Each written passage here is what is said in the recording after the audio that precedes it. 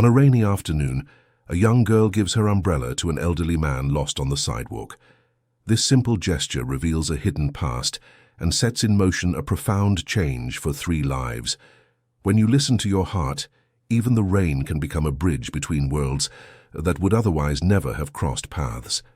If this story intrigues you, be sure to subscribe to our channel and let us know what city you're watching from. And now, the story continues. The rain fell without mercy on the dark asphalt, turning the streets into shallow rivers that reflected the car lights. It was the middle of the afternoon, but the sky was so heavy it felt like night.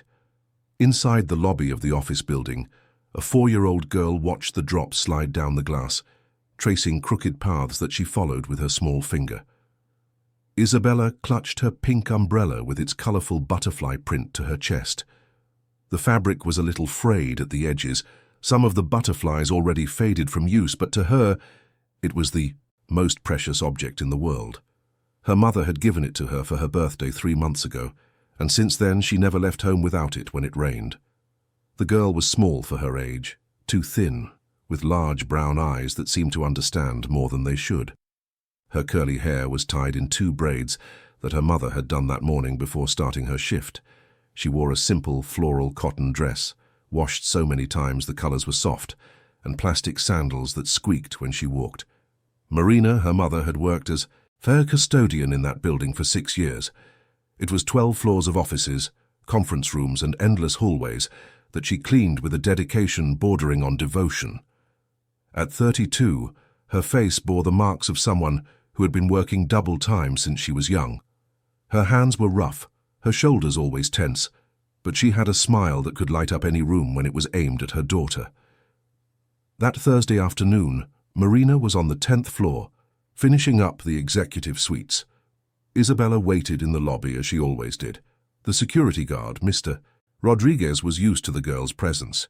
He let her sit in the chair behind his desk, offered her water, and chatted with her when there was no one coming or going. He was a kind man, a father of 3, who saw in Isabella the same sweetness he saw in his own children.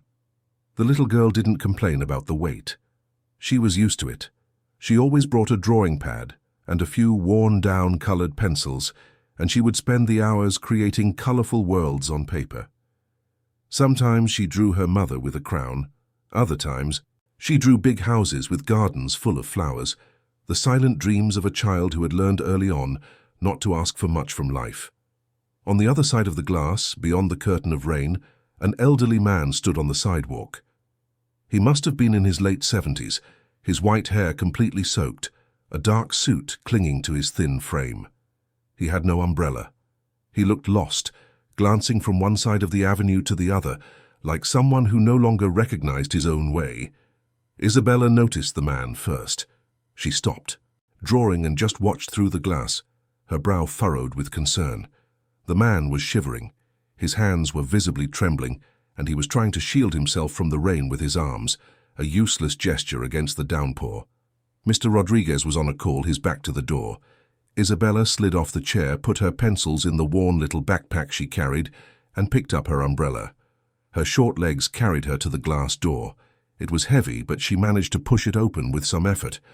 The cold wind hit her face as soon as she stepped outside. The rain was heavier than it looked through the glass, thick drops that made a loud noise as they hit the ground. Isabella opened her umbrella and walked to the edge of the curb, where the man was standing. The man didn't see her approach. He was staring at the phone in his hand, the wet screen reflecting only his own confusion. The battery was dead. He had no way to call his driver, no memory of the way back. He had gone for a walk after a painful argument at home, and now he was here, as vulnerable as he hadn't allowed himself to be in decades. When he felt a light touch on his arm, he looked down. A tiny girl was standing beside him, holding a child's umbrella out to him. The colorful butterflies seemed even more vibrant against the gray of the day. "Here, sir." Isabella's voice was thin but firm. "You'll get sick if you get all wet like this." The man blinked, not understanding. The girl continued to hold the umbrella toward him, while the rain began to soak her own hair, undoing the careful braids. "But you'll get wet too," he said, his voice hoarse with an emotion he couldn't name. "I'm small, I get less wet," Isabella replied with a child's logic that drew something close to a smile from the man. "And my mom always says that when you help someone and don't ask for anything back, heaven helps you later." Before he could answer, the girl placed the handle of the umbrella in his hand and ran back toward the lobby.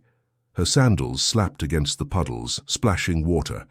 When she reached the door, she turned one last time, waved at the man, and disappeared. Inside the building, the man stood there holding the small umbrella as if it were made of crystal.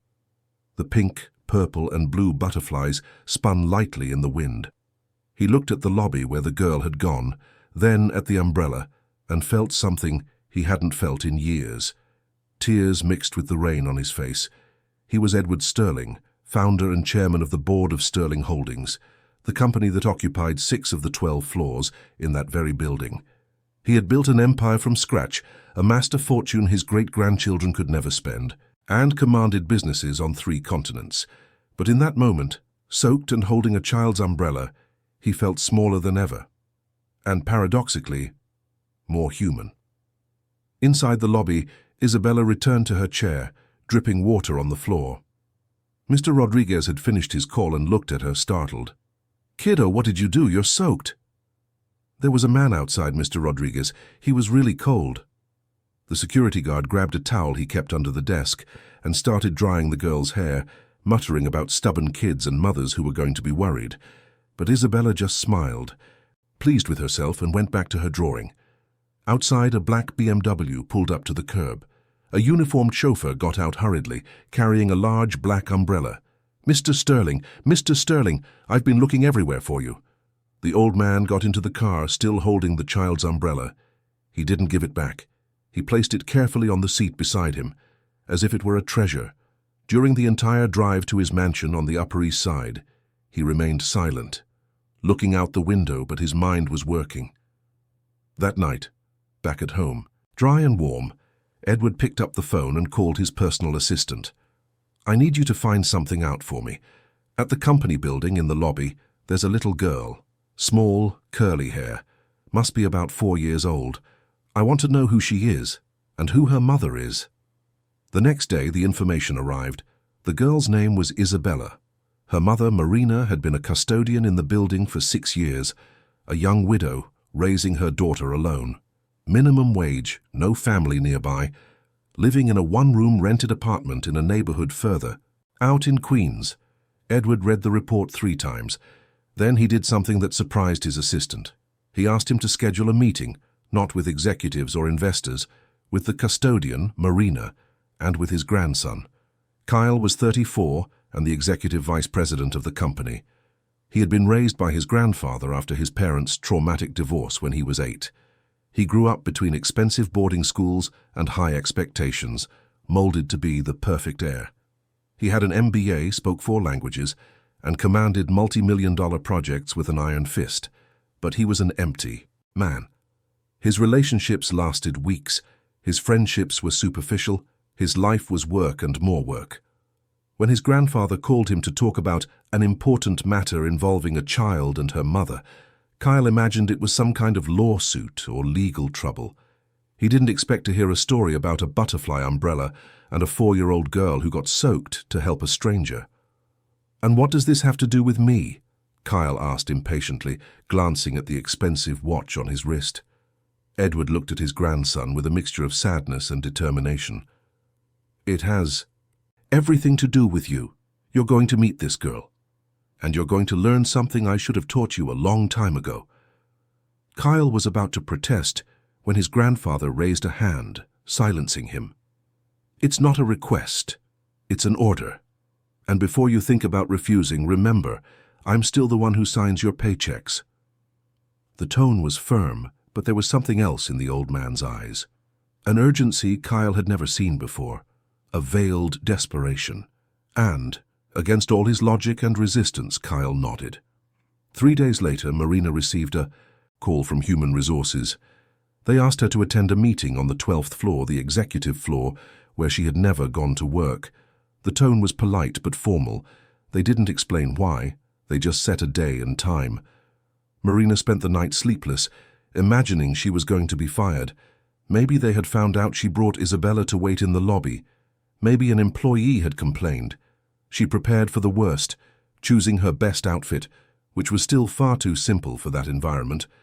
On the scheduled day, she went up in the elevator, with her legs trembling. Isabella had stayed with a neighbor, a kind old woman who sometimes helped out when needed. Marina didn't want her daughter to witness her possible humiliation.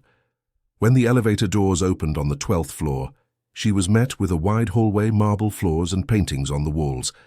An elegant secretary led her to a conference room with a massive, polished wood table. Seated at the table were two people, an elderly, white-haired man she had never seen before, and a younger, handsome man in an impeccable suit with a closed-off expression that made it clear he'd rather be anywhere else.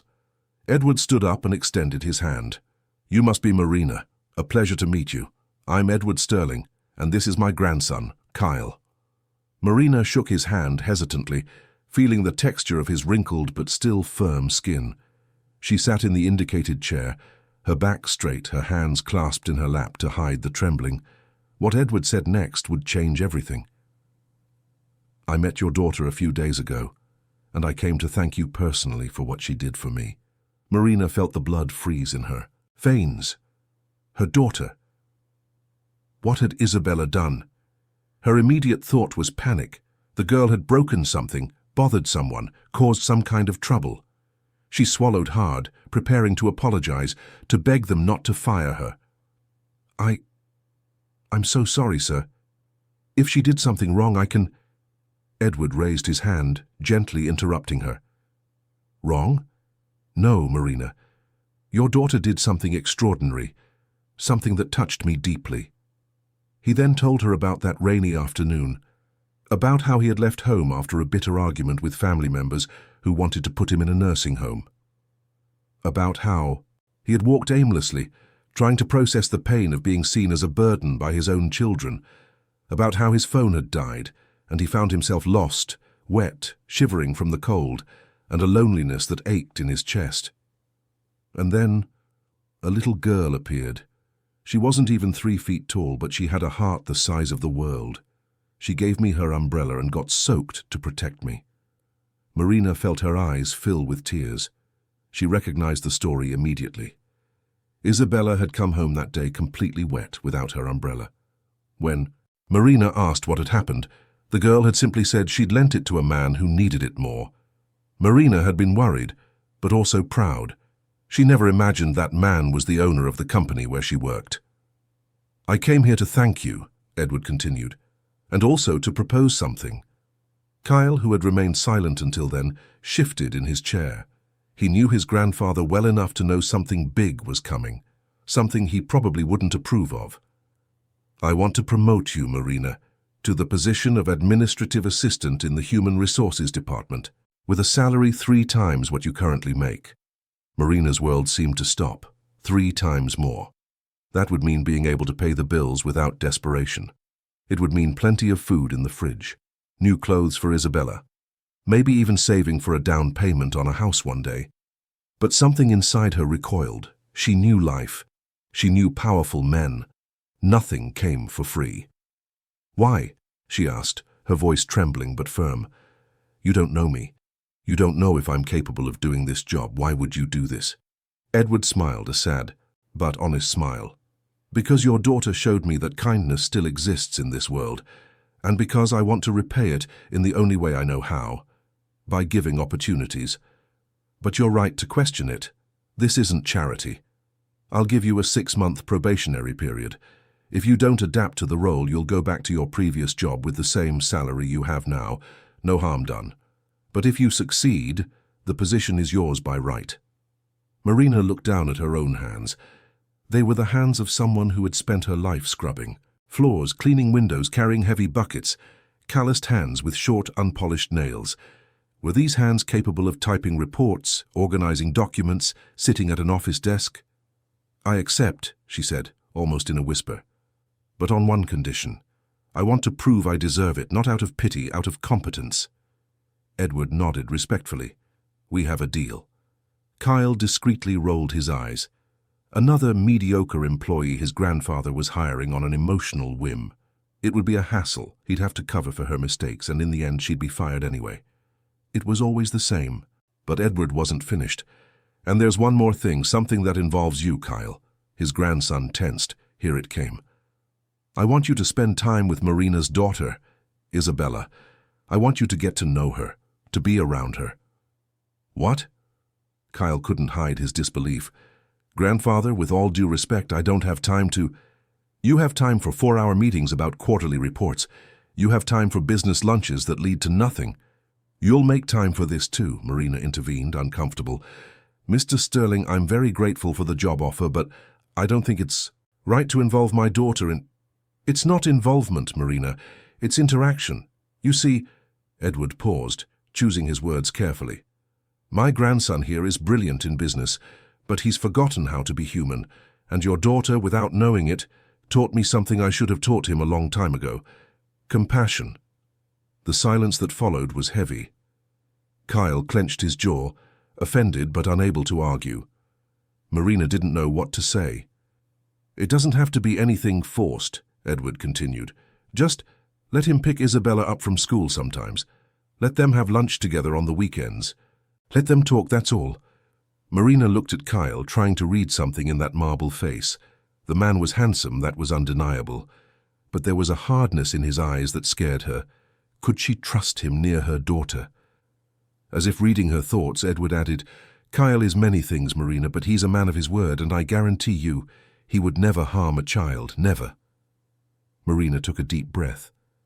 This was all too much to process. A promotion that would change her life.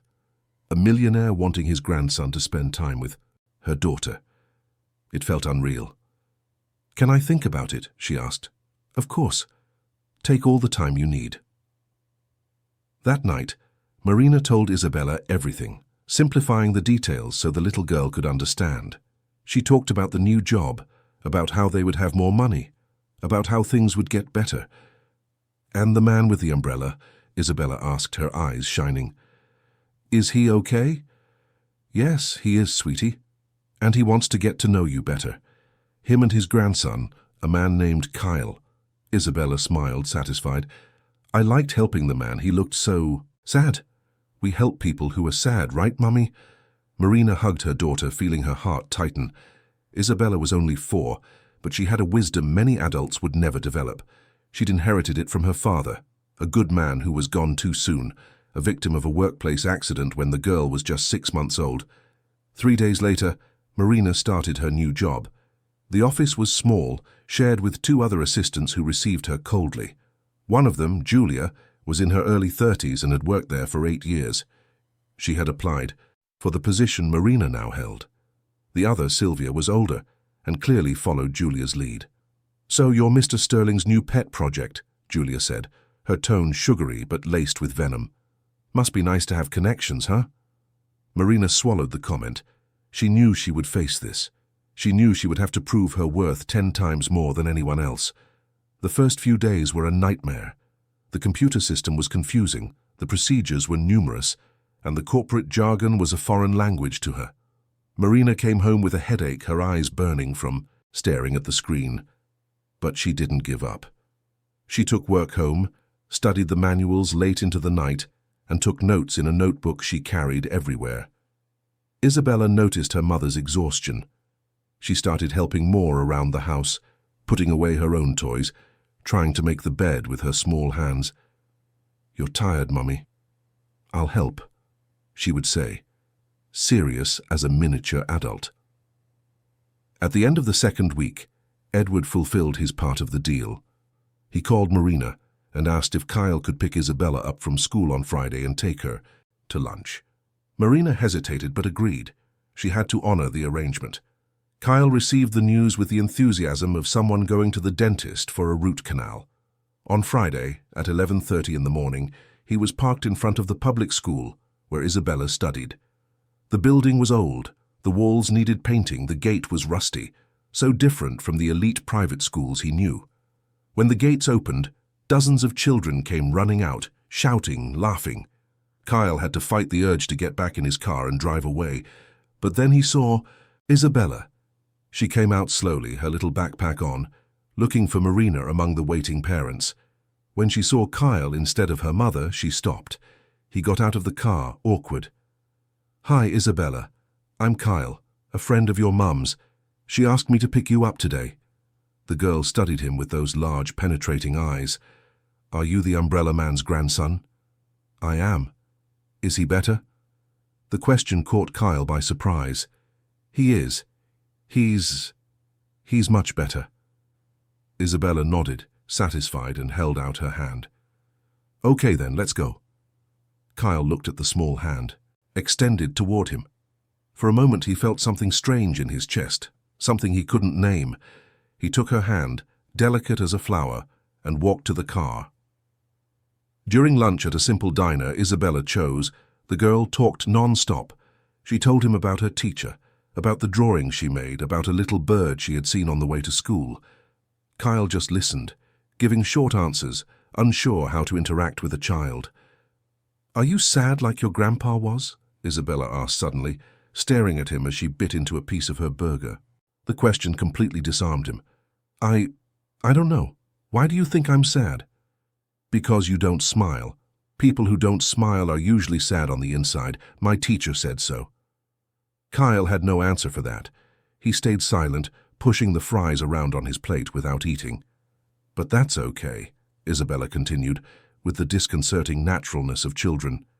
"Everyone gets sad sometimes. I do too. When I remember my daddy." "Your dad?" Kyle regretted the question as soon as he asked it.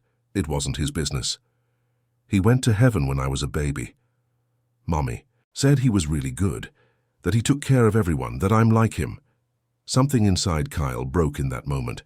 This little girl, with such a difficult life, still found the strength to help strangers in the rain, still had kindness to give, while he, with all the money and privilege in the world, was incapable of feeling anything but emptiness. When he took Isabella back home, the girl said goodbye with a wave. "Thanks for lunch, Mr. Kyle. You're nice, even if you're sad." Kyle stood there watching her climb the stairs of the humble building where she lived. He got in his car and, for the first time in years, had to pull over because his hands were shaking too much to drive. That night, Edward called him. "So, how did it go?" Kyle took a long time to answer. She's special, Grandpa. I can't explain it. But there's something about her that—" He couldn't finish the sentence. On the other end of the line, Edward smiled. His plan was working, but it wasn't all smooth sailing. At the company, the rumors started to spread. The promoted custodian was dating the EVP. Her daughter was the new favorite of the owner. Julia fed every whisper with malicious glee, planting seeds of suspicion in every department she visited. And in a closed-door board meeting, one of the oldest shareholders raised an issue that would make everything crumble. "Edward, we need to talk about your recent decisions, about the irregular hiring, about your grandson's involvement with a minor, about what this could mean for the company's reputation." The war was just beginning. The boardroom was tense. 10 shareholders sat around the mahogany table, all men over 50, except for one woman in glasses who was taking notes, silently. Edward occupied the head of the table, his back straight despite his 76 years, but he felt the weight of their judgmental stares. Robert Miller, a minority shareholder, but with a strong voice on the board, led the offensive. He was a heavy-set man with a greying moustache and a perpetual look of suspicion. He had lost the bid for the chairmanship to Edward decades ago, and had been looking for any crack to undermine his authority ever since. "We're not here to question your generosity, Edward, but your judgment. You promoted an unqualified employee to an administrative position. Your grandson is being seen in public with her daughter. The press has already started asking questions." Edward remained calm. "Marina is on a probationary period. If she doesn't adapt to the role, she will be reassigned. As for my grandson, he is simply getting to know the girl at my suggestion. I see no problem with that." "No problem?" Robert leaned forward.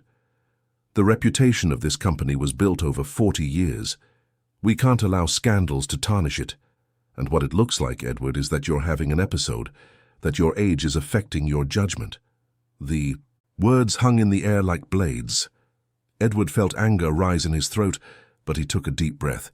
He knew that's what Robert wanted, an emotional outburst that would confirm the narrative of mental instability. My judgment is perfectly fine, and my decisions are still mine to make as long as I am chairman of this board. For how much longer? Robert muttered, just loud enough for everyone to hear. The meeting ended without resolution, but with a climate of declared war. Edward left the room knowing he would have to defend every move from then on. He would have to prove he wasn't losing his faculties, that his choices were rational, not sentimental. Meanwhile, Marina was fighting her own battles. The digital filing system that Julia was supposed to have taught her was still a mystery. Whenever Marina asked for help, she received rushed, incomplete explanations, as if it were too obvious to deserve attention. The mistakes piled up, documents filed in the wrong folder, reports with incorrect formatting, small slips that in isolation seemed trivial, but together painted the picture of incompetence that Julia wanted to create. "You saved the report on the old server again, Marina," Julia said one morning, her tone falsely patient. "I've explained how it works 3 times, it's not that difficult." Marina felt her cheeks burn. Around her, other employees stifled giggles. She clenched her fists under the desk, holding back the frustrated tears that threatened to fall. At night, she studied tutorials online, wrote down every step, tried to memorize procedures. Isabella would sit beside her, drawing quietly, casting worried glances at her mother, who seemed more and more exhausted. "Mummy, are you okay?" "I'm fine, sweetie. Just tired." But she wasn't. Marina felt the weight of responsibility crushing her shoulders. What if she couldn't do it? What if they proved she really didn't deserve this chance? She would go back to cleaning, certain she had failed, that she had wasted an opportunity that would never come again. Kyle, for his part, started picking Isabella up from school every Friday. At first it was an obligation he fulfilled mechanically. But something changed. The girl had a way of seeing him that no one else did. She didn't see the powerful EVP, the wealthy heir, the successful man. She just saw Kyle, and she asked questions no one else dared to ask. "Why do you work so much if you don't seem happy? How do you know I'm not happy?" "Because happy shines in your eyes. Like when my mommy hugs me, your eyes don't shine." They were simple conversations during lunches at restaurants Isabella chose, always modest places. Neighborhood diners where the service was warm and the food was plentiful. Never the sophisticated places Kyle frequented. "Why don't you want to go to fancier restaurants?" he asked once. "Because in those places the people are happier. You need happiness." The child's logic was irrefutable, and in fact, Kyle began to notice. Those simple places with families gathered, children running between tables, genuine laughter. There was life there. Real life. Something the Michelin-starred restaurants with silver cutlery never had. One Saturday, Isabella asked to go to the park. Kyle hadn't been to a park in decades. He sat on a bench while she played on the swings, watching. The girl made instant friends with other children, shared the toys she had brought, helped a smaller boy climb the slide. "Is she yours?" asked a mother who sat down next to him. Kyle hesitated. "No, I'm a friend of the family." The woman smiled. "She's adorable. You're lucky to have her in your life." Lucky. The word echoed in Kyle's head for days. Was he lucky? He, who had everything and nothing at the same time. That night he had dinner with his grandfather. Edward noticed something different in his grandson. A softness in his face that wasn't there before. A distraction that wasn't the usual concern with spreadsheets and contracts. "She's changing you, isn't she?" Edward said, cutting a piece of steak. "She's a kid, Grandpa. She's 4. And yet she can see things that adults pretend not to." Kyle poked at his food, without eating. "She asked if I was sad like you were. Said that people who don't smile are sad on the inside." Edward laughed, a hoarse but genuine sound. "Smart girl. And is she right?" Kyle took a long time to answer. "I think so. I think I've been sad for a long time and just didn't notice anymore." It was a rare moment of vulnerability. Edward reached across the table and squeezed his grandson's shoulder. "Then let her show you another way. That's what she did for me." But the path wouldn't be easy. The following week, Marina was called into the HR department. The director, a woman in her 40s with a serious expression, had a folder open in front of her. "Marina, we need to talk about your performance. There are a number of inconsistencies in your reports, misfiled documents, procedures not followed." Marina felt the floor open up beneath her. I'm learning. I ask for help, but it's clear the position may be beyond your capabilities at the moment. You understand that we have deadlines to meet, clients who depend on our efficiency? I understand. Please give me one more chance. I'll do better. I promise." The director sighed. "Look, I understand your situation, but I also have a company to run. I'll give you 2 more weeks. If there isn't significant improvement, we'll have to reconsider your position." Marina left the office with her legs shaky. 2 weeks, 14 days to prove she deserved to be there. She locked herself in the bathroom and allowed herself to cry for 5 minutes. Just 5. Then she washed her face, fixed the light makeup she wore, and went back to her desk. Julia watched with a barely concealed victorious smirk. She had planted every mistake, sabotaged every chance, and it was working. That night, when Kyle dropped Isabella off at home after their Friday lunch, he found Marina on the steps of the building, her face buried in her hands. Isabella ran to her immediately. "Mommy, what's wrong?" Marina hugged her daughter, trying to smile. "Nothing, sweetie. Mommy's just tired." But Kyle saw it. He saw the desperation, the fear, the exhaustion. He approached slowly. "Marina, is everything okay?" She looked up, her eyes red. For a moment she thought about lying, but she was too tired. "No, it's not. I'm going to lose my job. I'm not good enough and I'm going to lose everything." Kyle sat down next to her on the steps as Isabella ran upstairs to get some water. "Tell me what's happening." And Marina told him. About Julia, about the mistakes, about the meeting with the director. The words came out in a torrent, mixed with sobs she tried to control. Kyle listened to it all in silence. When she finished, he said only one thing. "You're not going to lose it. I'll help you." "You don't have to. I want to. Isabella showed me that kindness still exists. Let me pay it forward." In the following days, Kyle began to teach Marina personally. He stayed after hours, went over procedures, explained systems, corrected reports. He was patient in a way that surprised even himself. Marina learned quickly when she had someone who actually wanted to teach. Julia noticed the change. She saw them talking, saw Marina improving. The anger ate at her. She decided to escalate the game. She spread a new rumor. Marina and Kyle were having an affair. The daughter was just an excuse for their meetings. Edward was being manipulated by an opportunist who was using her child as bait. The rumor reached Robert Miller's ears. It was exactly the ammunition he needed. He called an emergency board meeting. "We need to discuss a very serious situation involving the company's executive vice president and an employee. There is evidence of inappropriate behavior that puts our corporate reputation at risk."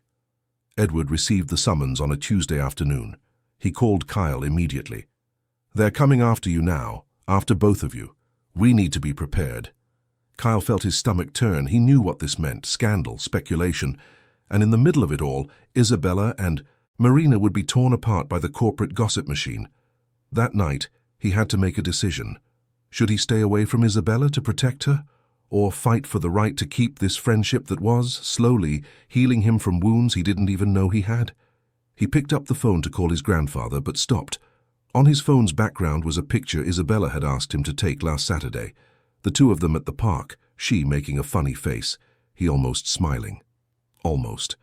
He put the phone down. He already knew his answer. He wouldn't run, not this time. But he had no idea the size of the storm that was about to break over all of them. The emergency meeting took place on a Thursday at 7 in the morning. Edward arrived prepared, with a folder containing all of Marina's hiring documents, her performance reviews, and even security camera footage showing the times Kyle stayed in the office helping her study. Always with the door open, always during business hours. Robert wasted no time. As soon as everyone was seated, he began, "Gentlemen, I bring to you today a delicate but necessary issue. The inappropriate relationship between our executive vice president and a subordinate employee is creating a hostile environment and compromising the credibility of this organization. There is no inappropriate relationship, Kyle cut in, his voice as cold as ice. I am helping an employee on probation adapt to her duties. It's called mentorship. Mentorship? Robert let out a bitter laugh. Is that what they're calling it these days? And the outings with her daughter? The lunches? The visits to their home? At my grandfather's request, I have been spending time with the girl, a 4-year-old child who, apparently, scares you more than she should. The room fell silent. Edward watched his grandson with barely concealed pride. Kyle was firm, controlled, defending himself without losing his composure. But Robert had more cards up his sleeve. I have here statements from employees who witnessed intimate conversations between you. I have photos of the two of you sitting together on the steps of her apartment building at night. How does this look to you, board members? He passed the photos around the table. They were from that night when Marina was crying and Kyle had comforted her. Seen without context, they did look compromising. A wealthy man sitting very close to a woman on the steps of a humble building, she visibly emotional. This is taken out of context, Kyle said. Marina was having difficulties at work, and I offered to help. How convenient. Robert leaned over the table. And don't you find it strange, Kyle, that you, who have never shown any interest in social issues or children, are suddenly so involved with this specific family? Edward slammed his hand on the table. That's enough. What exactly are you implying, Robert? I'm saying that there's something wrong with this whole story, and that, as a board, we have a duty to investigate before this becomes a public scandal. The vote was close, but Robert got his way. There would be an internal investigation. Kyle and Marina would be questioned separately by a committee. In the meantime, Kyle was to cease all contact with Marina and her daughter. When the meeting ended, Kyle left the room with his jaw so tight it ached. Edward followed him to the parking garage. Don't let this get to you. It's the same old dirty game. Grandpa, they're going to destroy their lives. Marina will lose her job. And Isabella. Kyle ran a hand over his face. She doesn't understand any of this. How am I going to explain to her that I can't see her anymore? It was the first time Edward had seen his grandson truly broken. Not over business, not over money. Over a child who had entered his life just 2 months ago and changed everything. Marina learned about the investigation from Julia, who made a point of telling her personally, with false concern on her face. It's such a shame, Marina, but you understand the company has to protect itself, right? Appearances matter. When she got home that night, Marina could barely breathe. Panic. It was pure panic. She was going to lose her job. They would say she seduced the EVP. They would say she used her daughter. Isabella would grow up hearing that her mother was an opportunist. She locked herself in the bathroom and threw up. Her hands were shaking so much she could barely turn on the faucet to wash her face. When she came out, Isabella was standing in the bedroom doorway, clutching her stuffed animal to her chest. "Mommy, are you sick?" Marina knelt and hugged her daughter tightly. "No, sweetie, I'm fine." But she wasn't. And Isabella knew. Children always know. The next day, Marina was called in for her first questioning session. 3 board members, including Robert, sat on one side of the table. She alone on the other. They asked questions about every interaction with Kyle, about the times, about the topics of conversation, about her intentions in accepting his help. Don't you find it a little too convenient that right after your contact with Mr. Sterling your life changed so drastically? It wasn't planned. My daughter helped a man on the street without knowing who he was. But you knew who he was when you accepted the promotion. I accepted because I had to, and because I was given a chance to prove I deserved it. And getting close to the owner's grandson was part of that proof. The accusation was like a slap. Marina felt tears burn her eyes, but she didn't let them fall. She wouldn't give them that satisfaction. Kyle helped me because he wanted to. I never asked. I never implied anything. I'm a working mother trying to give my daughter a better life, that's all. When she left the room, she was sure she would be fired. And worse, she knew everyone would think the worst of her, that she had used an innocent child to get close to rich men. Kyle had his questioning session the same day. The questions were more direct, more aggressive. Why did you choose to help Marina specifically and not other employees in difficulty? Because my grandfather asked me to, and because she showed a willingness to learn. And the child. Why spend so much time with her? Kyle took a deep breath. He knew the answer would sound strange, but it was the truth. Because she made me feel something I hadn't felt in years. Because in a 15-minute afternoon, she taught me more about humanity than I've learned in 34 years of life. Robert laughed sarcastically. How touching. And you expect us to believe that? I don't care if you believe it or not, it's the truth. The truth is that you, a 34-year-old single man with no history of interest in children, are suddenly obsessed with a 4-year-old girl. Don't you see how problematic that looks? The insinuation was disgusting. Kyle stood up abruptly, the chair scraping against the floor. Choose your next words very carefully, Robert. Or what, you'll sue me for asking questions any sensible person would ask? Edward intervened. Enough! This investigation is over. I will not allow you to turn an act of kindness into something sordid. But Robert had the support of half the board. The investigation would continue, and worse, it was leaked to the press. A local gossip magazine published a story with a sensationalist headline, Family Company EVP under investigation for suspicious relationship with employee and child. There were photos, speculation, and insinuations that made Marina look like a gold digger and Kyle a predator. Marina woke up on a Friday to messages from neighbors, acquaintances, even Isabella's teacher. Everyone had seen it. At school, other mothers started looking at her differently. Whispered comments, judgmental glances. Isabella noticed the change. Mommy, why are the ladies at school looking at us funny? They're not, sweetie. It's just your imagination. But they were. And it got worse when one of the mothers stopped her son from playing with Isabella during recess. I don't want my son near that family, she said, loud enough for Marina to hear as she picked up her daughter. That night Isabella asked, Did I do something wrong, Mummy? Marina pulled her daughter onto her lap, her heart breaking. No, my love, you did nothing wrong. Sometimes people judge without knowing the truth.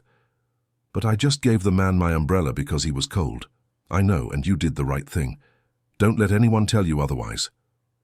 Kyle, unable to see Isabella by order of the board, felt trapped. Every Friday afternoon was empty now. He tried to bury himself in work, but it didn't help. Everything reminded him of the girl. The park he could see from his office window, the diner on the corner where they used to have lunch, even the drawings she had made for him, which he kept in his desk drawer. Edward tried to stay calm, but he felt his health failing. His blood pressure was high, the sleepless nights were piling up.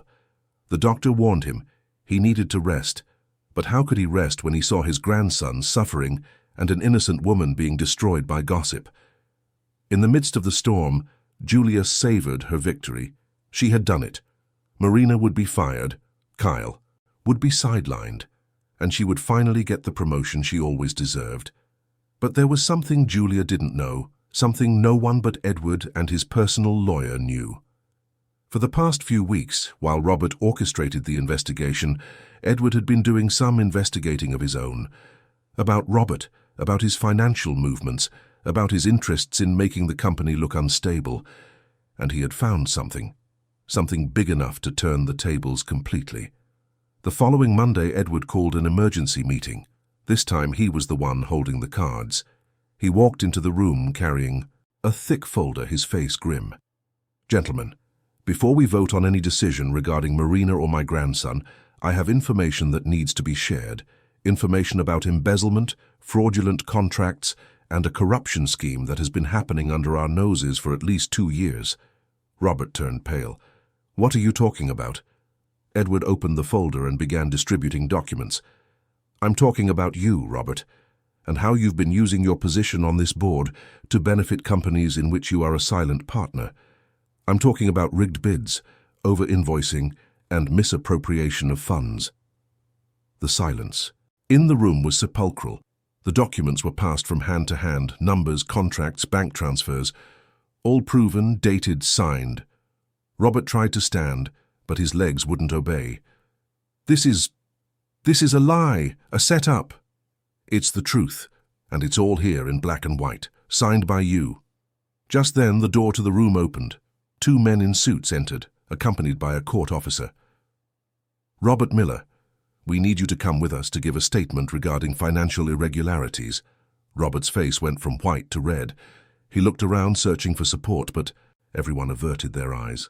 He stood up, trembling, still trying to maintain some dignity.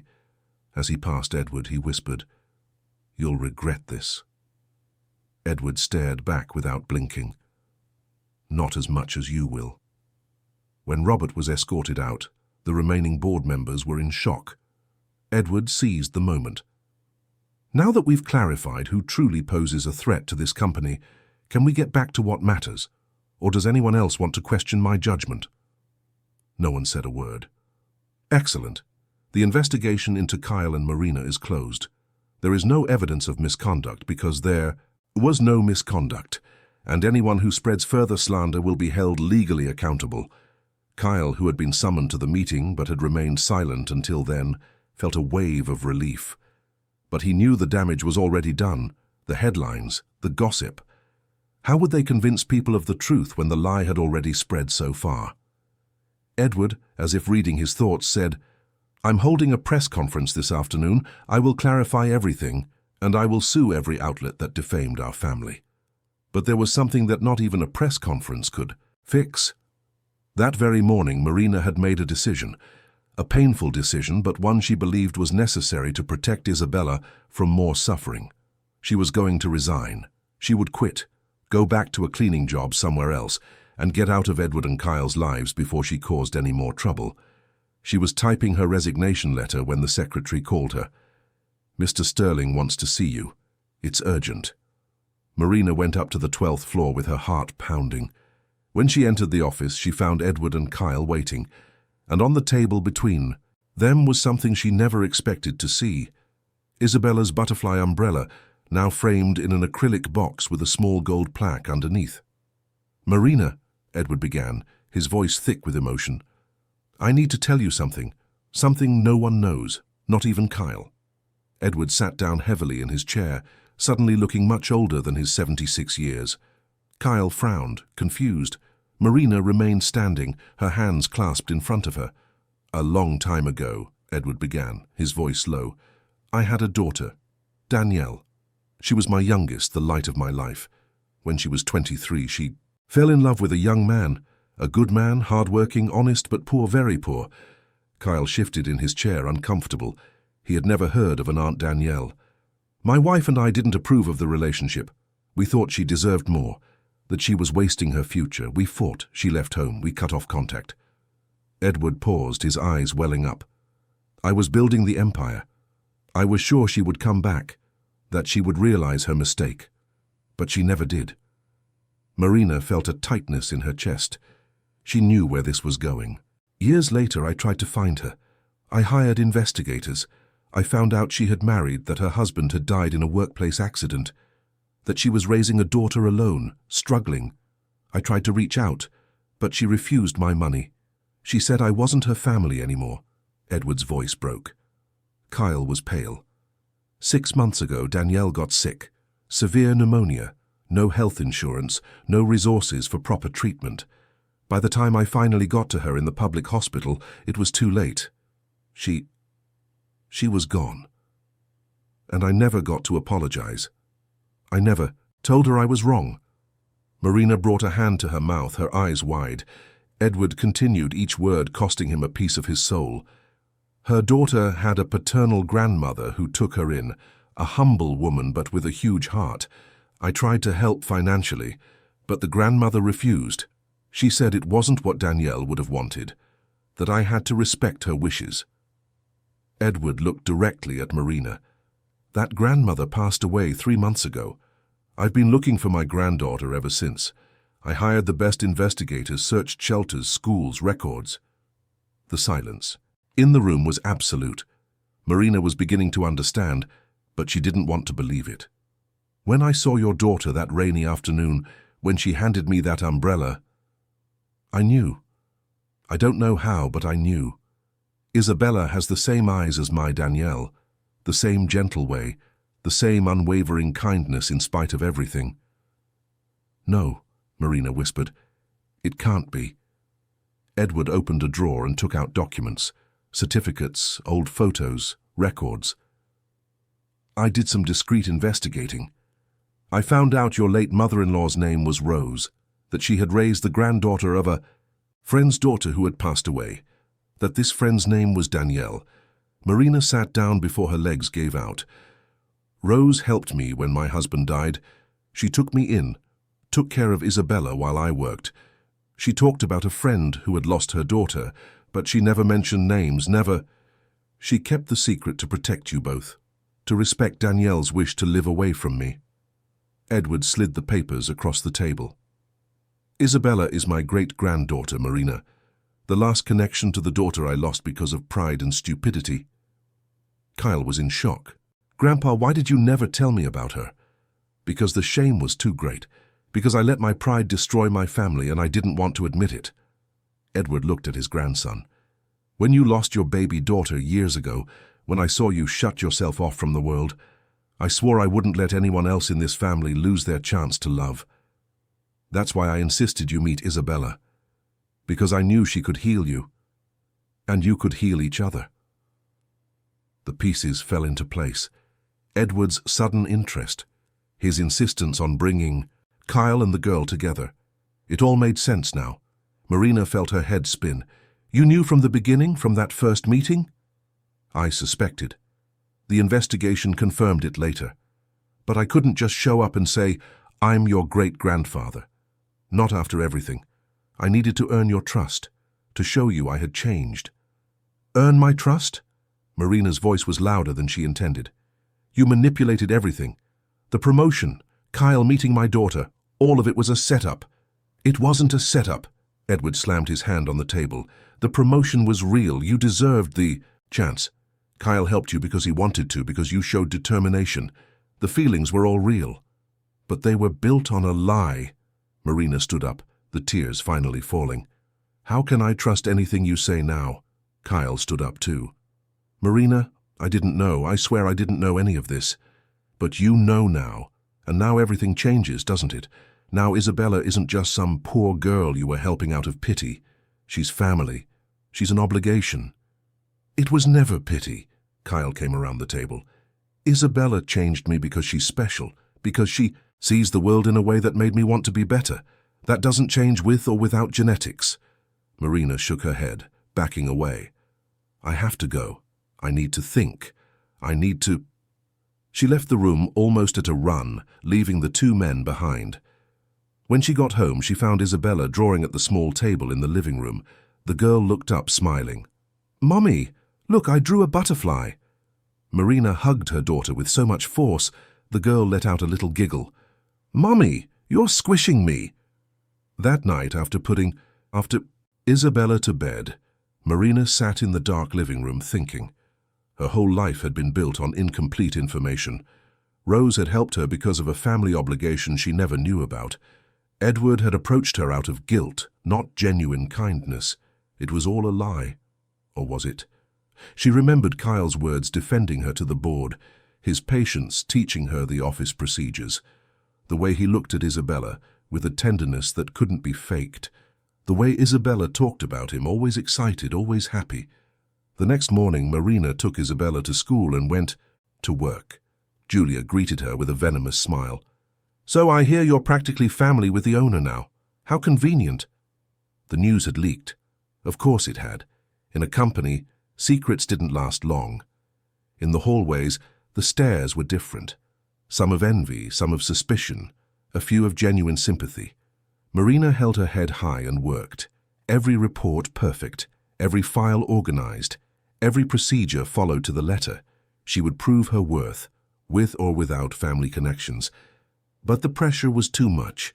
In the afternoon, when she went to the bathroom, she saw her reflection in the mirror and didn't recognize herself. She had deep, dark circles under her eyes. Her face was thinner, her shoulders slumped with exhaustion. How much longer could she take this? Kyle, meanwhile, confronted his grandfather. How could you do this? How could you play with their lives? I wasn't playing. I was trying to fix the biggest mistake of my life. By lying? By manipulating? Edward sighed, looking increasingly frail. Do you think if I had gone to Marina and said, "Your daughter is my great-granddaughter and I want to be part of her life," how she would have reacted? She would have thought I wanted to take the girl from her. She would have run. But now she knows you lied, and that's worse. I know. Edward looked at his trembling hands. I know I messed everything up again. It's what I do. I mess things up because I think I know better than everyone else. For the first time, Kyle saw his grandfather not as the unshakable patriarch, but as an old, regretful man, desperate to fix mistakes that couldn't be fixed. What do we do now? Kyle asked. We give her time. We respect her decision. And we hope that she understands that even though it started wrong, the feelings were real. But time brought more complications. At school, Isabella's teacher called Marina for a meeting. The girl was different, quieter, less engaged. Other children had started excluding her after their parents saw the news about the family. Isabella is a lovely child, the teacher said kindly, but she's clearly affected by all of this. It might be worth considering a child psychologist. Another thing Marina couldn't afford. Another consequence of getting involved with the Sterlings. She left the school holding Isabella's hand, her heart heavy. "Mommy, why doesn't Mary want to be my friend anymore?" Isabella asked on the way home. "Sometimes friendships change, sweetie." "But I didn't change. I'm still me." Marina stopped and knelt on the sidewalk, holding her daughter's face. "You are perfect just the way you are, never forget that." Isabella hugged her mother. "Can I see Uncle Kyle? I miss him." The question broke Marina's heart. "Not right now, honey. We're going through a complicated time." That night, Marina made a decision. She called Edward. The conversation was brief, formal. Yes, she believed Isabella was his great-granddaughter. Yes, she acknowledged he had a right to know her. But she needed time, she needed to process everything, and she needed him to respect that. Edward agreed to everything. But there was a problem none of them foresaw. The next day, a woman appeared at the company's reception demanding to speak with Edward Sterling. She claimed to be a lawyer representing Danielle's other heirs Marina never knew existed. The woman brought documents proving that Danielle had 2 half-siblings from Edward's first marriage, children he'd had before he met Danielle's mother. They had learned of Isabella's existence through the news and now wanted their share of the inheritance the girl was supposedly entitled to. Edward turned ashen. "Danielle was not a child of my first marriage. These heirs have nothing to do with her. But they have to do with the division of the family estate," the lawyer countered. "And now that a child has appeared as a great-granddaughter, we need to review the wills and inheritances." That's when Marina realized the scale of what was happening. It wasn't about family. It wasn't about love or regret. It was about money. And her daughter was at the center of a dispute that could destroy everything. That night, Marina didn't sleep. In the morning, she made the hardest decision of her life. She took a pen and paper and began to write a letter that would change the course of everything. When she finished, she folded the paper, put it in an envelope and wrote, "For Edward Sterling, personal and urgent." Inside the letter was something no one expected, something that would prove, once and for all, who Marina really was. And also something that would reveal a secret that not even she had fully known until she started putting the pieces of this whole story together. A secret about Rose, about Danielle, and about the real reason they had kept Isabella away from the Sterling family. A reason that had nothing to do with pride or hurt feelings, but with protection. Protection from something that was about to come to light and would put them all in danger. Edward received the letter on a Monday morning. It was on his desk when he arrived at the office, delivered personally by Marina to his secretary. He opened it with trembling hands, fearing what he would find. Perhaps a resignation. Perhaps a request that he never approach Isabella again. What he read left him breathless. "Mr. Sterling, while sorting through Rose's belongings that were still stored at my apartment, I found a box hidden in the back of a closet. Inside were documents, photos, and a notebook with her notes. What I discovered changes everything we thought we knew. Danielle didn't keep Isabella away from you just out of hurt. She was protecting her daughter from something. From someone. Rose wrote everything down before she passed, as if she knew that one day we would need to know the truth. I need to speak with you in person. Today, if possible. It's about Isabella's safety. Marina. Edward called immediately. Marina answered on the third ring, her voice tense. They arranged to meet that afternoon, not at the office, but at a discreet cafe far from the company. Edward insisted that Kyle come along. When they arrived, Marina was already there, a worn fabric tote bag on the table. She looked like she hadn't slept. Edward sat across from her, Kyle beside him. "What did you find?" Edward asked without preamble. Marina opened the bag and took out an old notebook with a worn leather cover. "Rose started writing this 6 months before she passed. It's all here. The truth about why Danielle ran away, why Rose agreed to raise Isabella, why she always told me not to look for the girl's family." She opened the notebook to a marked page and began to read in a low voice. Danielle didn't just leave because Edward and his wife disapproved of her marriage. She discovered something about the Sterling family, something that scared her so much she preferred to live in poverty rather than expose her daughter to it. What did she discover? Kyle leaned forward. Marina turned the pages until she found the passage. Robert Miller isn't just a troublesome shareholder. He was married to Edward's sister.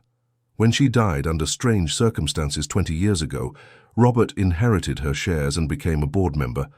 Edward turned pale. "My sister, Clara, she had an accident." Rose writes that Danielle suspected it wasn't an accident, that Clara had discovered irregularities in the business and was going to report Robert. Days before she was going to confront him, she had a fall down the stairs at home. Marina paused. Danielle witnessed Robert threatening Clara a week earlier. She was young, 16 at the time, visiting her aunt. She heard everything hidden behind a door. The silence was heavy. Edward ran a hand over his face, his voice coming out hoarse. "Why did she never tell me?" "Because she was afraid. Robert was powerful, influential. He had friends in high places. And when Danielle wanted to tell you, you were too busy building your empire. She tried twice, but you dismissed her, said it was a child's imagination." Marina touched the page carefully. "It's here." Rose wrote down everything Danielle told her years later. Kyle took the notebook and read it with his own eyes. The words were there, written in the shaky hand of an old woman, but clear in their content. Danielle had seen Robert push Clara during an argument. She had seen her aunt fall. She had run to help. But by the time she got there, Robert was already screaming for help, making it look like an accident. Danielle told her husband about this years later, Marina continued, and he advised her to stay away from the family, that if Robert was capable of that with his own wife, he wouldn't hesitate to silence a witness. So when Danielle got pregnant, she decided to cut ties completely, to protect her daughter from being born under the shadow of that family. Edward felt his world crumble. His sister, his daughter, both destroyed by his blindness, his obsession with work, his inability to listen. "And there's more," Marina said, her voice low. Rose writes that, months before she passed, she had a visitor, a man who introduced himself as a friend of the Sterling family. He asked questions about Isabella, about where she went to school, who she spent time with. Rose was so frightened that she moved the girl to a different school and forbade her from being alone anywhere. "Robert," Kyle whispered. "He knew about Isabella before any of this came out." Marina nodded. Rose believed he was monitoring potential heirs, that he was afraid of losing power if more people with a claim to the estate appeared. Edward stood up abruptly, knocking over his chair. The people in the cafe stared, but he didn't care. "Where is Robert now? After the fraud was exposed, where is he?" Kyle took out his phone and made some calls. The answer came in minutes. Robert had been released on bail 2 days ago. He was free, awaiting trial. "We need to protect Marina and Isabella," Kyle said. "If he knows about the girl, if he knows she's a legitimate heir." "He'll try something," Edward finished. "Not through violence, that's not his style.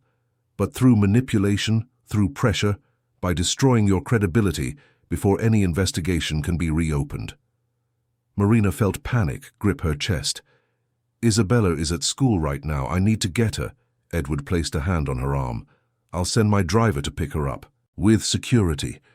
And I want you two to stay at my house until we sort this out. I can't accept that. It's not a request, Marina. It's a necessity. If something happens to Isabella because of my family's mistakes... His voice broke. I wouldn't survive it. Marina looked at Kyle, seeking confirmation. He nodded. My house has 24-hour security, cameras, electronic gates. You'll be protected there. That afternoon, Marina and Isabella temporarily moved into Kyle's mansion. The girl was amazed by the size of the house, the garden, the room Kyle had prepared for her, filled with new toys he had, rushed out to buy. It's like a castle, Mommy, Isabella said, spinning in the middle of the room. Marina forced a smile, but inside she was terrified. How had she gotten to this point? From a custodian struggling to survive to the centerpiece of a complex and potentially dangerous family dispute. That night, after putting Isabella to bed, Marina found Kyle in his office, surrounded by papers. They were documents about Clara, about Robert, about everything they had gathered. Can't sleep either, Marina asked. Kyle looked up. He had taken off his tie, unbuttoned the top buttons of his shirt. He looked exhausted. I keep thinking about everything we missed, the signs we ignored. Marina sat in the armchair across from his desk. Is Julia involved in this too? I'm looking into it. She always had close ties to Robert. She might have been the one who passed information about you to him. The thought made Marina feel nauseous. She sabotaged me from day one. Every mistake I made, she made sure everyone saw it. I know, and I'll make sure she answers for it. They sat in silence for a moment. Then Marina asked something that had been stuck in her throat since she arrived. Kyle, why are you doing all this? Now that you know Isabella is your great niece, you could just fulfill your family obligations and keep your distance. Kyle put down the papers and looked directly at her. Because it's not about genetics, it never was. Isabella changed me because she's special, because she made me feel again, because when I'm with her, I remember how important it is to live, not just exist. The words hung in the air. Marina felt something shift between them, a connection that went beyond circumstances, beyond obligations. And you, Kyle continued, his voice lower, you showed me what real strength is. I saw you fight against everything and everyone to prove your worth. I saw you protect your daughter with everything you had. I saw you maintain your dignity when everyone was trying to take it from you. Marina looked away, her cheeks flushing. She wasn't ready for this conversation. Not now, not with everything happening. But before she could respond, Kyle's phone rang. It was Edward. His voice was strained. Kyle, I just got an email. Robert is demanding a meeting. Tomorrow noon. He says he has information about Clara that could change everything, and he wants a deal on the inheritance. It's a trap. I know, but if he really has something about my sister, I need to know. I need answers. Kyle looked at Marina. Grandpa, don't go alone. I'm going with you. No, you stay and protect Marina and Isabella. I'll take my lawyer and 2 security guards. I'll be fine. When he hung up, Kyle had a bad feeling in his gut. He's going to do something. I know he is. Marina took his hand without thinking. Then don't let your grandfather go. Alone. He's stubborn. When he decides something, just like his grandson, Marina said with a sad half-smile. The next morning, Edward prepared for the meeting. He wore his best suit, as if going into battle. And in a way he was. Kyle insisted on accompanying him to the location, a neutral office in the city centre. When Edward walked in, Robert was already there. He looked thinner, older, but his eyes still had that malicious glint. Edward, glad you could make it. Let's get straight to the point. What do you want? Robert smiled. Always so direct. Very well, I want... The fraud investigation dropped. I want my position on the board back. And I want 50% of the shares that would go to Isabella when she turns 18. You're insane if you think I'll agree to that. I'm not asking, Edward. I'm negotiating. Robert opened a folder. Because if you don't agree, I will make public information that will destroy not only your reputation, but that of your precious great-granddaughter as well. What information? Robert slid photographs across the table. They were old pictures of Danielle, and in some of them, a frightened teenage girl was being confronted by Robert in a hallway. Danielle saw me that day, and I knew she saw me. So I did something to make sure that if she ever talked, no one would believe her. Robert tapped the photos. I spread rumors back then that she was unstable, that she had issues. I even managed to convince a few doctors to diagnose her with disorders she didn't have. It's all documented. And if this comes out now, they'll question her sanity. They'll question Isabella's legitimacy as an heir. They'll say Danielle was a disturbed girl who made up stories about me. Edward felt rage consume every cell in his body.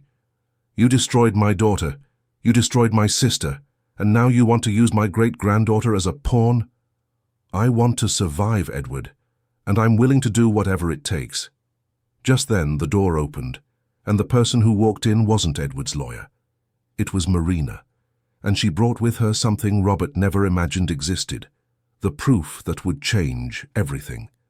Robert turned ashen when he saw Marina walk in. Edward stood up immediately, confused and worried. Marina, what are you doing here, Isabella? She's safe with Kyle and 2 security guards at his house, Marina answered, her voice firmer than ever. I came because I found something else in Rose's box, something she kept all these years, waiting for the right moment. She placed a yellowed envelope on the table. It was old, sealed with wax that was cracked with age. Rose wasn't just Danielle's friend. She worked as a maid in Clara's house. She was there that day. The blood drained from Robert's face. That doesn't prove anything. Yes, it does. Marina carefully opened the envelope and took out several sheets of paper. Rose wrote down everything. She saw and heard, every detail. And she got something else. She slid a photo across the table. Clara had a hidden security camera in the hallway, a camera that only she and Rose knew existed. Robert didn't know. No one knew. The photo showed a frozen frame. Robert with his hand on Clara's shoulder at the top of the stairs. The image was grainy, old, but it was clear enough to see the look of fear on Clara's face and the anger on Robert's. Rose got the tape before you could destroy it. She kept it for 20 years, and she left instructions that if anything happened to her or any of Danielle's descendants, the material was to be turned over to the authorities. Robert tried to maintain his composure, but his hands were shaking. A photo doesn't prove I did anything. I was just talking to my wife. It's not just the photo. Marina took out more documents. Rose also kept the clothes Clara was wearing that day, with fibers from your suit clinging to them, fibers that modern analysis could link to you, proving violent physical contact. Edward took the documents, his eyes wide. You killed my sister, and you spent 20 years acting like nothing happened. I didn't kill anyone. Robert stood up abruptly. It was an accident. She was hysterical, pushing me, screaming about nonsense. Nonsense? Edward's voice was dangerously low. She had discovered you were embezzling money from the company, that you were using family resources to cover gambling debts. It wasn't nonsense, it was the truth. Robert realized too late that he had confessed. He looked around, desperate, searching for a way out. No one will believe evidence manipulated by a dead maid and an opportunist. They'll believe it when they find out I made copies of everything, Marina said calmly, and that they're already with a trusted lawyer, with instructions to make them public if anything happens to me or Isabella. It was checkmate. Robert knew it. He sank into his chair, suddenly looking much smaller. What do you want? Justice, Edward answered. I want you to confess everything, officially. I want you to pay for what you did to Clara, to Danielle, to all of us. And in return for nothing. You have no bargaining chips here. Robert looked at Marina with pure hatred. You destroyed everything. An insignificant cleaning lady. Marina met his gaze without fear. I'm not insignificant. And it doesn't matter how much money you have or how many people you threaten. The truth always finds a way. In the days that followed, everything happened quickly. Robert was formally charged. The evidence was presented. The press, which had once painted Marina as an opportunist, now told the real story. A brave woman who had protected a child from the shadows of a powerful family. But the battle wasn't over yet. The revelation about Robert brought other issues to light. Danielle's half-siblings, the ones who had shown up wanting a piece of the inheritance, now claimed they had been manipulated by Robert, that he had convinced them to cause trouble to destabilize Edward. Marina was exhausted. Every day brought a new complication, a new meeting with lawyers, a new headline. Isabella, though shielded from most of the details, felt the tension. She was quieter, more attached to her mother, afraid that everything would disappear. One night, Marina found the girl crying, hidden in the bathroom. "Sweetie, what's wrong?" "I want everything to go back to how it was before," Isabella sobbed. "When it was just you and me, when no one was angry and sad all the time." Marina hugged her daughter, feeling her own heart break. She had accepted the promotion to give Isabella a better life. But what kind of life was this? Full of tension, fear, and fights over money and power. That night she made another decision. She asked to speak with Edward. He received her at his home, looking as if he had aged 10 years in the past few weeks. "Marina, how is Isabella?" "Scared, confused, and so am I." Marina sat down. "I came to tell you that I'm renouncing any right to an inheritance on Isabella's behalf. I'll sign whatever is necessary. I just want peace for her." Edward studied her for a long moment. "You know that Isabella has a legitimate right to this inheritance. She's my great-granddaughter." "I know, but she's a child. She doesn't need millions. She needs stability, normalcy, the chance to just be a little girl." "And you think taking away her rights is protecting her?" "I'm preventing her from growing up being seen as an heiress, as a target, as being defined by other people's money." Edward sighed deeply. "I understand your fear, but let me propose something different. We'll create a trust fund for Isabella. The money will be protected until she turns 25. In the meantime, she lives like a normal child. No pressure, no expectations. Just a quality education and security." Marina hesitated. "And what about the other heirs, the conflicts?" "I'm handling that. The half-siblings will receive the share they are due. Isabella will have Danielle's share, which should have always been hers. It's not about taking from some to give to others, it's about justice." It sounded too good to be true. Marina had learned to be wary of easy solutions. And what if someone else shows up? More hidden relatives, more people interested in money? Then we'll deal with it when it happens, but I won't let fear rob us of the chance to do the right thing. Marina agreed, but on one condition. "I want to keep working, not as a favor, but on merit. If I can't do a good job, I want to be treated like any other employee would be." Edward smiled, a tired but genuine smile. "You've already proven your worth 1,000 times over, but I understand and I accept." Meanwhile, Julia faced her own consequences. The investigation revealed that she had passed confidential information to Robert in exchange for promises of a promotion. She was fired immediately. She tried to sue for wrongful termination, but the evidence against her was overwhelming. On her last day at the company, she passed Marina in the hallway. For a moment, it looked like she was going to say something, but she just looked away and kept walking, carrying her box of belongings. Sylvia, the other assistant who had been complicit with Julia, apologized to Marina. "I was afraid of losing my job. She threatened me, but that doesn't excuse what I did. I'm sorry." Marina accepted the apology but kept her distance. Some wounds healed, others left scars. A month after the confrontation with Robert, Marina was finally starting to breathe again. The threats had stopped. The legal proceedings were underway. Life was returning to a new normal. Kyle continued to pick Isabella up on Fridays. But now, without the weight of secrets and lies, their meetings were lighter. They went to the park, ate ice cream, talked about simple things. The girl was smiling more, becoming herself again. One afternoon, Isabella asked a question that caught Kyle by surprise. "Uncle Kyle, do you like my mommy?" Kyle choked on the juice he was drinking. "What? Why do you ask that?" "Because you look at her the way the prince looks at the princess in the movies, with shiny eyes." The brutal innocence of children. Kyle didn't know what to say, because the honest answer was yes. Yes, he liked Marina, more than he should, more than was prudent to consider, given the circumstances. But before he could formulate an answer, his phone rang. It was Edward. His grandfather's voice was strained, desperate. "Kyle, I need you to come to the hospital now. It's urgent." Kyle's heart stopped. What happened?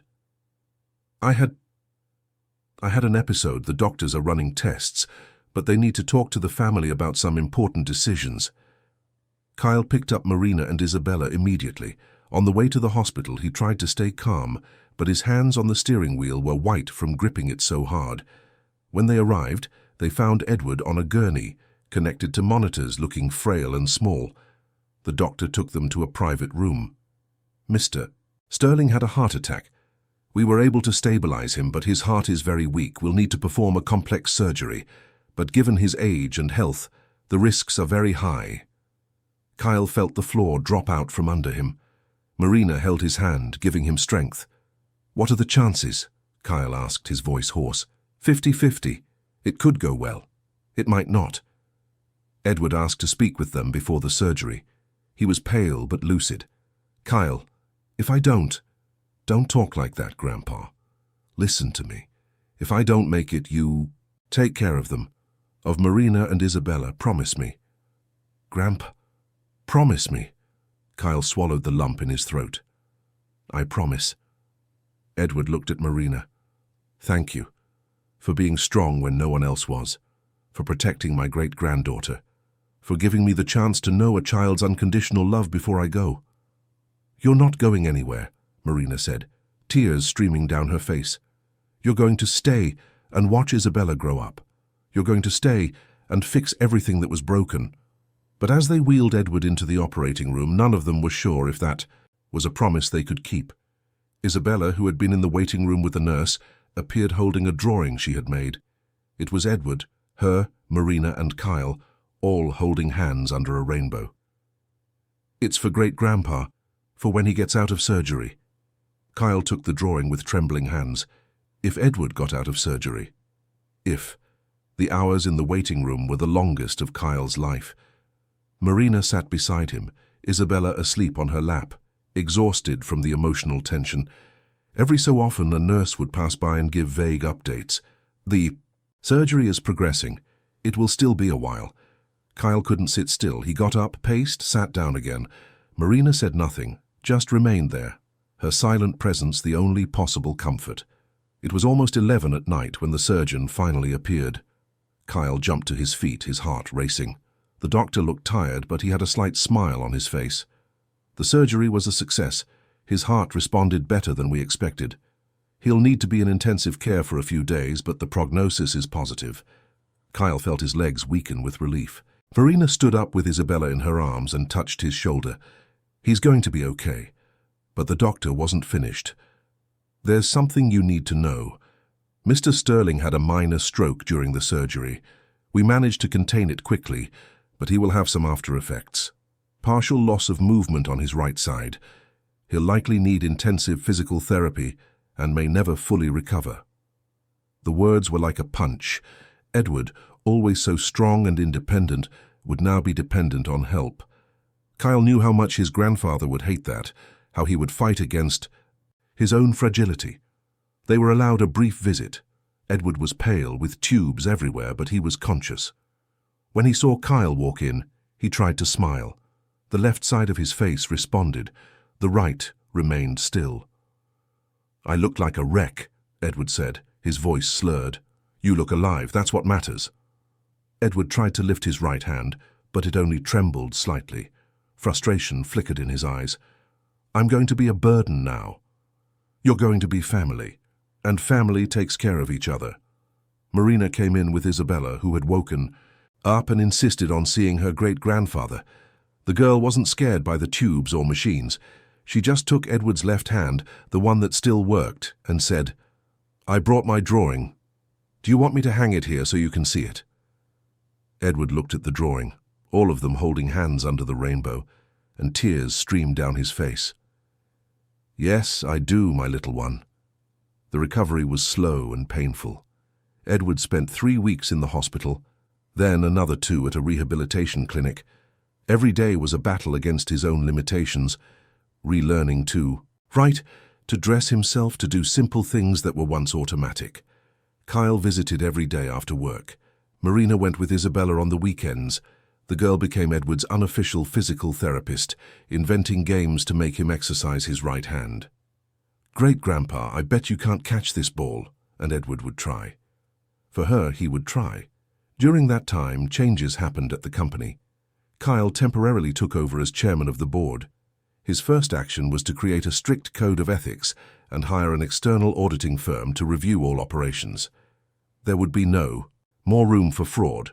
Marina was officially promoted, this time without question. Her work spoke for itself. In 6 months, she had reorganized the entire filing system, implemented new procedures that saved time and resources, and earned the respect of her colleagues. Robert was convicted. The evidence Marina presented, combined with new investigations, led to a heavy sentence. He lost everything: his position, his reputation, his freedom. Julia faced charges for complicity and leaking confidential information. But the biggest transformation happened in their personal relationships.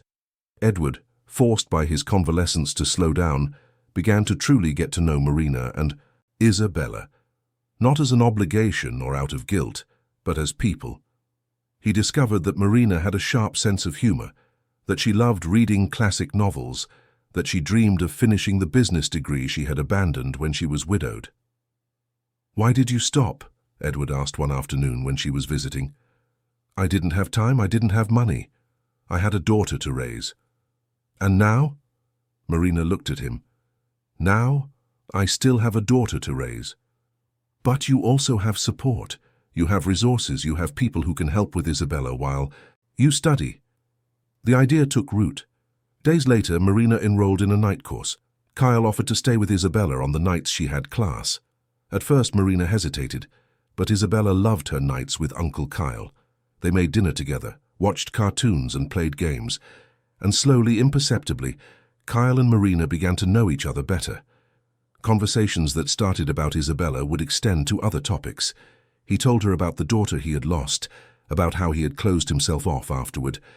She told him about her husband, about her grief, about how hard it had been to move on. "You did it," Kyle said one of those nights. "Even with everything against you, you built a life. You raised a wonderful child." "You're building one too," Marina replied. "You're not the same person you were 6 months ago. It's because of you two, you and Isabella." The moment hung between them. Kyle almost said more, almost confessed what he felt growing in his chest. But it wasn't the right time. There was still too much healing going on. Edward was discharged from the hospital 4 months after the surgery. He had regained about 60% of the movement on his right side. He used an elegant cane and had developed strategies to compensate for his limitations. But most importantly, he had developed humility. "I spent my life thinking control was power," he told Kyle in a frank conversation. "But losing control of my own body taught me that real power is in accepting help, in letting others take care of you." On Isabella's first birthday after everything, she had already turned 5 during all the drama. They had a party. Not at the mansion, not at some expensive venue. At the park where Kyle and Isabella used to go. There were simple balloons, a homemade cake baked by Marina, and friends from Isabella's new school. A good private school, but not an ostentatious one that Edward insisted on paying for. Edward was there, sitting on a bench, watching his daughter's granddaughter run and play. "She's happy," Marina said, sitting down next to him. "She is. Thanks to you. Thanks to all of us. You, Kyle, even Rose, wherever she is." Edward looked at the framed umbrella that now had a place of honor in his office. "Sometimes I think that rainy afternoon was a gift, a last chance to make things right." "It wasn't the last chance," Marina corrected. "It was the first of many." Kyle approached, carrying Isabella on his back, the girl laughing as he pretended to be a horse. "Who wants cake?" Later, when the children were playing and Edward was dozing on the bench, Marina and Kyle were alone for a moment. "Can I ask you something?" Kyle said. "Of course. That day, Isabella asked me if I liked you." I couldn't answer, but the answer is yes, I do. A lot. And I know it's complicated, that we're all still processing everything that happened, but Marina placed her hand on his. I like you too, but you're right, it's complicated. We have time. We don't have to rush anything. Time is something I've learned to value, Kyle said, lacing his fingers with hers. 6 months later, Kyle asked Marina to marry him. It wasn't a grand gesture. It was on an ordinary night, after they had put Isabella to bed, sitting on the couch watching a movie. He simply looked at her and said, "Marry me." Marina laughed, thinking he was joking. But when she saw the ring, when she saw his eyes, filled with certainty, she knew it was real. Are you sure? With everything that comes with it, a child, a complicated life, a mother-in-law, who's actually a family, Kyle interrupted, with everything that comes with it, which is everything I've ever wanted and never knew I needed. They married 6 months later in a simple ceremony. Isabella was the flower girl, wearing a white dress with embroidered butterflies, a tribute to the umbrella that had started it all. Edward was there, walking without a cane for the first time, determined to walk his granddaughter down the aisle, as he was the closest thing to a father figure she knew. The company thrived under new management. Marina finished her degree and became the Director of Human Resources. She implemented development programs for employees at all levels, ensuring no one would ever be sabotaged the way she had been. Edward, retired but not inactive, created a foundation in memory of Danielle and Clara. It helped widowed mothers with young children access education and opportunities. "The women I failed to protect in life," he would say, "I will honor by protecting others." Isabella grew up in a home full of love. She had Marina, who taught her strength and dignity. She had Kyle, who officially adopted her, and taught her that love doesn't just come from blood. She had Edward, who taught her that acknowledging mistakes and changing them is the greatest courage of all. Years later, when Isabella was 10, she wrote an essay for school about heroism.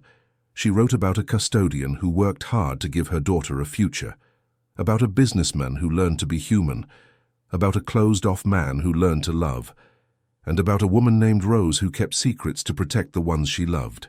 But mostly she wrote about a butterfly umbrella, and about how the smallest gestures of kindness can change entire lives. At the end of the essay she wrote, "My mum always said that when you help someone and don't ask for anything back, heaven helps you later. I think she's right, because on that rainy day when I gave my umbrella to a sad man, heaven gave me a whole family back." Marina kept that essay in a frame.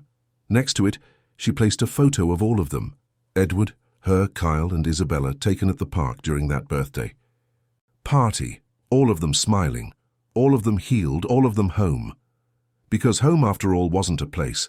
It was people who chose to stay. It was forgiveness they chose to give.